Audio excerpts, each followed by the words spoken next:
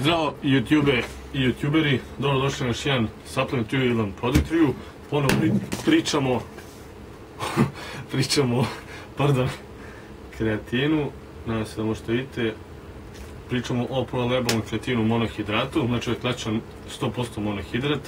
Nije ni creapure, nije ni micronized, to mu je jedina loša strana što nije micronized.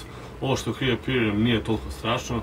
Znači jedino što nije micronized zato što mnogo se teško muti, to je jedina mana, pokazat ću vam kako lako da ga razmutite. Znači dobar je kreatin, nisam izgubio ni snagu ni izdržljivost od ovih starih kreatina, tako da osjećam efekte kreatina i dalje. Porcija je klasična 5 grama, ja uzimam 5 grama pre treninga i 5 grama posle treninga. Kupio sam ga u ING-u, košta 1200-1300 dinara, nisam stvarno siguran. Okačit ću vam link dole u descriptionu.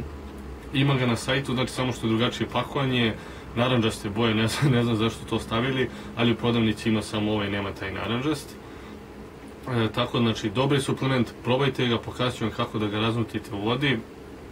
Sljedeći put ću da uzem micronized zato što me nervira, što mu treba pola sata, sat treba da ga razmutim, neprestano da mućkam da bi uspio da ga razmutim. Tako da YouTuberi, komentujte, lajkujte, šerujte, recite da vam se sviđa i ako vi koristite ovaj kreatin i ako imate problema isto sa mućenjem, recite mi, možda i znate neki drugi način. Tako da YouTuberi, vidimo se u sljedećeg puta. Out.